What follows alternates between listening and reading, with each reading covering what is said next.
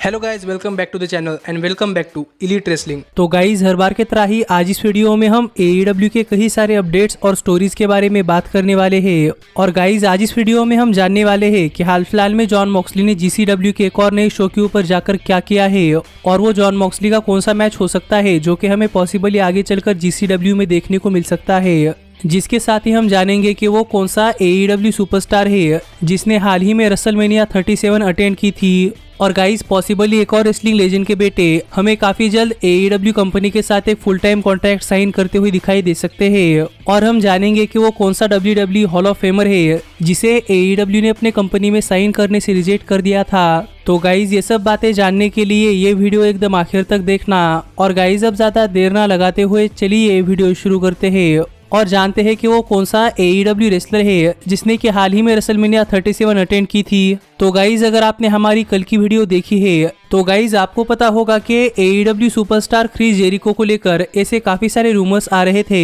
कि पॉसिबली हमें Chris Jericho WrestleMania 37 के ऊपर एक सरप्राइज अपीयरेंस करते हुए दिखाई दे सकते हैं, क्योंकि हाल ही में क्रिस जेरिको ने उनके सोशल मीडिया हैंडल्स के ऊपर एक तस्वीर शेयर की थी जिसमें कि वो WWE के जेट के साथ खड़े थे, जिससे सब लोगों को लग रहा था कि पॉसिबली क्रिस जेरिको रेसलमेनिया 37 में एक सरप्राइज अपीयरेंस कर सकते हैं। पर गाइज हमें रेसलमेनिया 37 में ऐसा कुछ भी नहीं देखने को मिला। पर गाइज हाल ही में एक WWE सुपरस्टार ने रिवील किया है कि AEW का एक सुपरस्टार रेसलमेनिया 37 को अटेंड करने के लिए आया था। और गाइज वो सुपरस्टार कोई और नहीं बल्कि AEW के खुद के मीरो है। और हाल ही में अपने ट्विटर अकाउंट के थ्रू एक ट्वीट करते हुए लाना ने बताया कि किस तरीके से मीरो ने रेसलमेनिया 37 को अटेंड कर लाना को एक काफी बड़ा सरप्राइज दिया है, क्योंकि गाइज लाना को भी पता नहीं था कि मीरो रेसलमेनिया 37 को अटेंड करने वाले हैं। और मीरो ने रेसलमेनिया 37 में जाकर लाना को काफी बड़ा सरप्राइज दे दिया है, जो देखा जाए तो मीरो की तरफ से उनके वाइफ के लिए काफी काइंड जेस्चर था। पर इससे आप ये भी समझ सकते हैं कि गाइज AEW के सुपरस्टार्स को क्वाइट फ्रैंकली काफी ज्यादा फ्रीडम है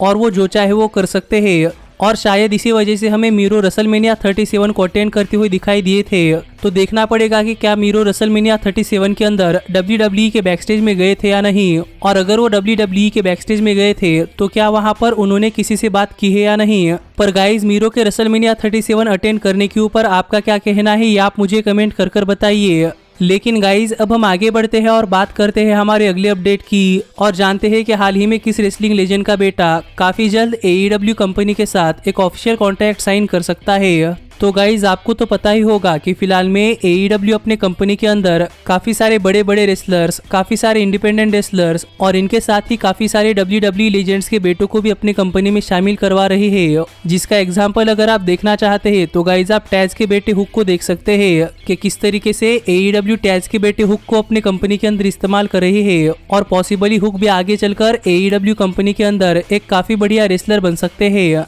पर हाल ही में एक रेसलिंग लेजेंड जो कि AEW कंपनी के लिए काम कर रहे हैं, उन्होंने ये रिवील कर दिया है कि गाइज उनके बेटे ने AEW कंपनी के साथ एक डेवलपमेंटल कॉन्ट्रैक्ट साइन कर लिया है और पॉसिबली आगे चलकर वो AEW कंपनी के साथ एक फुल टाइम डील के ऊपर भी काम कर सकता है। और गाइज ये रेसलिंग लेजेंड कोई और नहीं बल्कि आर्न एंडरसन है। और यहाँ पर आर्न एंडरसन ने अपने लेटेस्ट पॉडकास्ट के ऊपर बात करते हुए कहा कि आर्न एंडरसन के बेटे हमेशा से ही रेसलिंग को लेकर पैशनेट थे, पर उन्होंने अब तक कभी भी अपने आप को रेसलिंग के अंदर नहीं रखा था। पर अब फाइनली आर्न एंडरसन के बेटे भी रेसलिंग के अंदर कुछ करना चाहते हैं। इसीलिए गाइज आर्न एंडरसन के बेटे ने AEW कंपनी के साथ एक डेवलपमेंटल कॉन्ट्रैक्ट साइन कर लिया है, जिस डेवलपमेंटल कॉन्ट्रैक्ट के अंदर आर्न एंडरसन के बेटे AEW कंपनी के अंदर किस तरीके से रेसल करते हैं और किस तरीके से माइक वर्क करते हैं ये सभी चीजें सीखने वाले हैं। और प्रॉबेबली ये सब चीजें सीखने के बाद हमें आर्न एंडरसन के बेटे AEW कंपनी के साथ एक फुल टाइम कॉन्ट्रैक्ट साइन करते हुए भी दिखाई दे सकते हैं। और गाइज सच बताओ तो मुझे आर्न एंडरसन के बेटे का नाम तो याद नहीं है,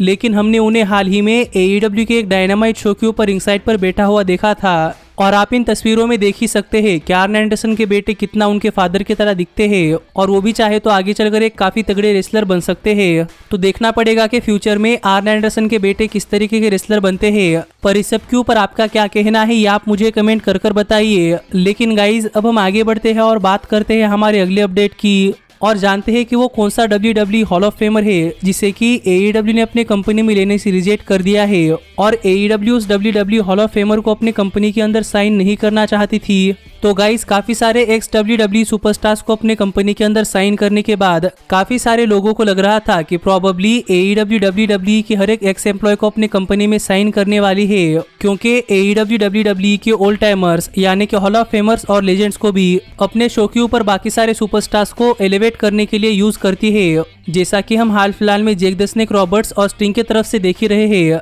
पर गाइज मैंने आपको कुछ दिन पहले बताया था कि एक और WWE हॉल ऑफ फेमर ने AEW कंपनी के साथ काम करने के लिए इंटरेस्ट दिखाया है। पर हाल ही में उस हॉल ऑफ फेमर ने अपने लेटेस्ट इंटरव्यू के अंदर बात करते हुए रिवील किया कि गाइज AEW ने उन्हें अपने कंपनी के अंदर साइन नहीं किया है, जहां पर उन्होंने इसका रीजन भी बताया। पर गाइज ये WWE हॉल ऑफ फेमर कोई और नहीं बल्कि टेडी लॉन्ग है, जिन्होंने WWE कंपनी के अंदर काफी बढ़िया मैनेजर का रोल किया है और वो हमें WWE टेलीविजन के ऊपर कई बार जनरल मैनेजर के रोल में भी दिखे हैं। और यही अपने लेटेस्ट इंटरव्यू के अंदर बात करते हुए टेडी लॉन्ग ने रिवील किया कि guys teddy long AEW company के साथ काम करना चाहते थे, पर AEW कंपनी ने टेडी लॉन्ग को अपने कंपनी में साइन करने से रिजेक्ट कर दिया है। और यहाँ पर AEW का कहना था कि AEW टेडी लॉन्ग को उनके एज के चलते अपने कंपनी के अंदर नहीं ले सकती, जो देखा जाए तो टेडी लॉन्ग के हिसाब से काफी यूजलेस रीजन था, क्योंकि टेडी लॉन्ग का कहना है कि AEW Jake the Snake Roberts, Sting और विकी गरेरो जैसे सुपरस्टार्स को अपनी कंपनी के ऊपर एक मैनेजर के तौर पर इस्तेमाल कर रही है,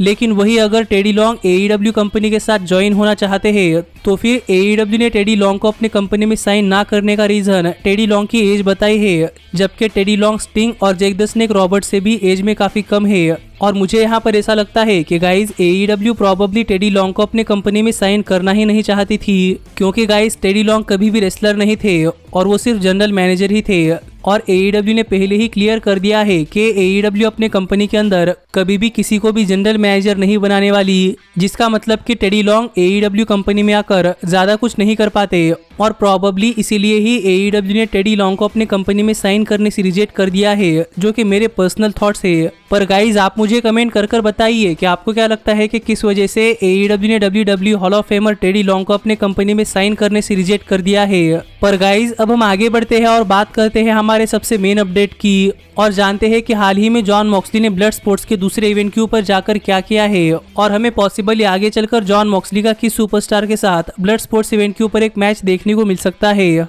तो गाइज अगर आपने हमारी ये वीडियो देखी है तो आपको पता होगा कि जॉन मॉक्सली का ब्लड स्पोर्ट्स 6 के अंदर जॉश बार्नेट के अगेंस्ट एक काफी बढ़िया मैच हुआ था, जिस मैच के अंदर फाइनली जॉन मॉक्सली की ब्लड स्पोर्ट्स के ऊपर एक विनिंग स्ट्रिक ब्रेक हो चुकी थी और इस मैच के अंदर जॉन मॉक्सली को उनका पहला लॉस सफर करना पड़ा था। पर गाइज ब्लड स्पोर्ट्स 6 इवेंट के बाद हाल ही में GCW का एक और शो हो चुका है, जिस शो के ऊपर निक केज अपनी GCW world heavyweight championship defend कर रहे थे। और गाइज निक केज ने अपनी GCW world heavyweight championship successfully defend भी कर ली। पर हमें तगड़ा सरप्राइज तो निक केज की इस मैच के बाद देखने को मिला, क्योंकि गाइज ये मैच खत्म होने के बाद यहाँ पर जॉन मॉक्सली आ गए और यहाँ पर आकर जॉन मॉक्सली ने निक केज के ऊपर काफी तगड़ा अटैक किया है, जिस अटैक के अंदर इन दोनों ही सुपरस्टार के सिर से खून निकल रहा था। और गाइज यहाँ पर तो जॉन मॉक्सली ने निक केज के ऊपर ट्यूब लाइट्स के थ्रू एक पैराडाइम शिफ्ट लगाया है, जिससे कि आप समझ सकते हैं कि गाइज ये कितना ब्रूटल अटैक था। पर जॉन मॉक्सली की इस अटैक के बाद फिलहाल में ऐसे कई सारे रूमर्स आ रहे हैं कि गाइज हमें पॉसिबली आगे चलकर GCW के ब्लड स्पोर्ट्स 7 इवेंट के ऊपर जॉन मॉक्सली और निक केज के बीच में GCW वर्ल्ड हेवीवेट चैंपियनशिप के लिए मैच देखने को मिल सकता है। जो मैच अगर होता है तो गाइज ये मैच सच में काफी ब्रूटल मैच होने वाला है, क्योंकि अगर आपको नहीं पता तो गाइज मैं आपको बताना चाहूंगा कि WWE ज्वाइन करने से पहले भी जॉन मॉक्सली और निक केज के बीच में ऐसे काफी सारे डेथ मैचेस हो चुके हैं और ये डेथ मैचेस सच में काफी ज्यादा एक्सट्रीम थे। तो अगर इतने सालों बाद फिर एक बार जॉन मॉक्सली और निक केज के बीच में कोई डेथ मैच होता है तो गाइज यहाँ पर देखना पड़ेगा कि ये मैच कैसा होता है। और आप मुझे कमेंट कर बताइए कि आपकी इन मैचेस से क्या एक्सपेक्टेशन है। लेकिन गाइज अब मैं मिलता हूँ आपसे अगली वीडियो में, पर तब तक stay healthy, stay happy and keep watching elite wrestling. Hey, did you like that video? Click the screen for more. And where do you think you're going? Check out our official merchandise page and to support the entire cast. And thanks so much for being the elite. The elite, the elite. What, Nick, you're not going to sing it all with me this time?